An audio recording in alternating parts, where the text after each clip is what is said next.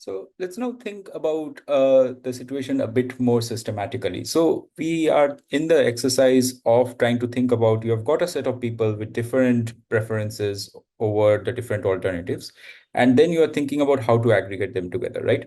So in this case, it makes natural sense to start first thinking about how do you kind of like model individual preferences, right? So we have got a group of people, okay, and they are evaluating a finite set of options or alternatives, and we want them to kind of like rank these alternatives, right? So what do we mean by options or alternatives? So they can be different things. So they can be either political candidates, which is what happens when we are thinking of elections to uh, parliament or to legislative assemblies. It can be alternatives can be deciding whether to have guilty or innocent when it comes to verdicts in a trial.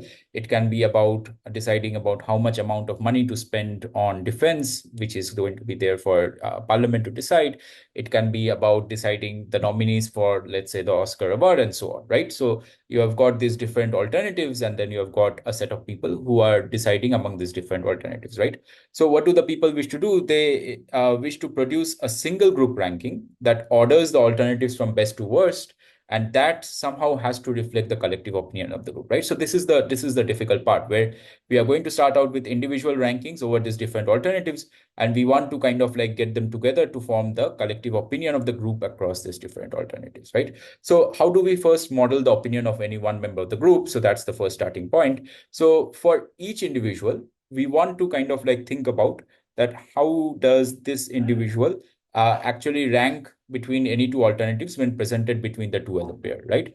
So if you have got, let's say, individual I, we are going to say that the individual I is going to prefer alternative X to Y, if and we are going to denote it by this, right? So the individual I can also have the opposite preference of Y to X, in which case we would have written Y is preferred over I over X, right? So this is the notation that we are going to use. So for example, suppose that you have got a set of sports fans and you're given a large list of football players, and among them asked to express preferences about who is the best player. So suppose that among the large rank, suppose you are asked to express preferences over Pele and Maradona, and this person I is saying that Pele is better than Maradona, then we would write it in this using this notation, right? So this is like Pele is preferred by person I over Maradona, right? So this is if I is ranked, if I ranks Pele over Maradona, that's how we would write it, right? So what are some properties that we want to have about individual preferences? Because we want to have at least some structure. So one property that we might want to have is that we might require that each person's preferences are complete. Okay. So what does this word complete means? It means that for each pair of distinct alternatives X and Y, we want to have that either the individual prefers X to Y, right? Or prefers Y to X, but not both, right? So what this does is that it rules out ties, right? You cannot have that the person saying that, she's indifferent between X and Y, she likes X and Y equally. And it also rules out cases where the person cannot say that, I do not know how to rank X and Y, right? So suppose that in that list of players that we have, you have also listed two players from India, right? Baichung Bhutia and Raman Vijayan. So then the sports experts cannot say that, I do not know who Baichung Bhutia and Raman Vijayan is. I cannot rank them. They will have to actually find out on the basis of some information. They'll have to either say that either Baichung Bhutia is better than Raman Vijayan or Raman Vijayan is better than Baichung Bhutia as per them, right? So you cannot say that I do not know how to rank them.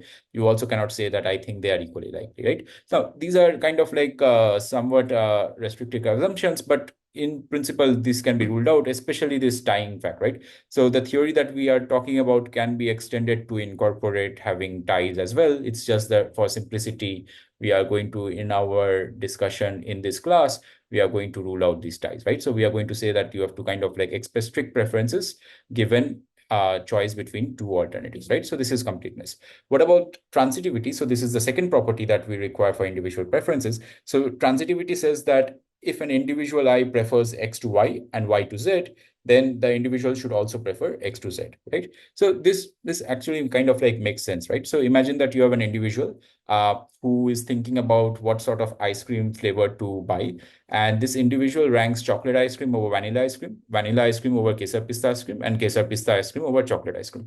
Now, this is an example which is a violation of transitivity. Why is that? Because if the individual rank chocolate over vanilla and vanilla over Kesar Pista, so think of X as chocolate and Y as vanilla and Z as Kesar Pista, then if the person had transitivity, or person's preferences satisfied transitivity, then this person should have preferred chocolate over Kesar Pista, right? However, we see that this person has said that it prefers Kesar Pista over chocolate, right?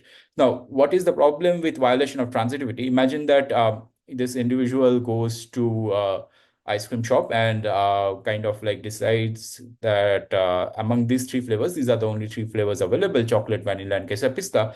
This person has to select one for purchasing and taking back home, right?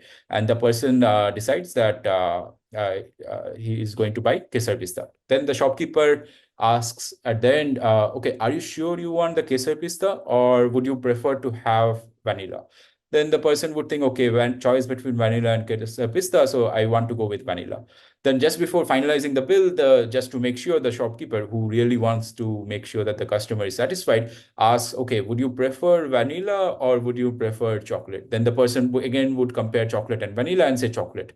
But then again, if the shopkeeper at this point asks, would you prefer chocolate or Kesar Pista? Then again, the individual would switch to Kesar Pista, right? So there is no end to kind of like this thing. One would just keep on circling and not reach a conclusion, right? So this is the problem with transitivity. So one thing to note is that if you have got transitivity kind of like transitivity and completeness, you can use this to actually create a ranked list among all alternatives, right? So I'm not going over the argument. You can look it up over the textbook, but take this as given that it's the same thing to say that individual preferences which has satisfies this property of transitivity and completeness can be used to create a ranked list among all alternatives. And the vice versa is also true, that you can create from a ranked list the preference relations, right? So the second one is easier to see, because suppose you have a ranked list, clearly then you pick any two alternatives, you can see what is the rank in the list, and you can say whether you compare one over the other or not. And similarly, if something is ranked, let's say first, and then the second one is ranked third, and the third alternative is ranked fifth, then clearly the fact that the first one is going to be ranked higher than the fifth also, right? So the second is easy to see. The first one is also can be shown through not very complex argument, but in case you are interested, you can look this up in the textbook. So that basically the general lesson that you take away from here is that these two ranking of lists and this way of like specifying individual preferences, you can think of them as basically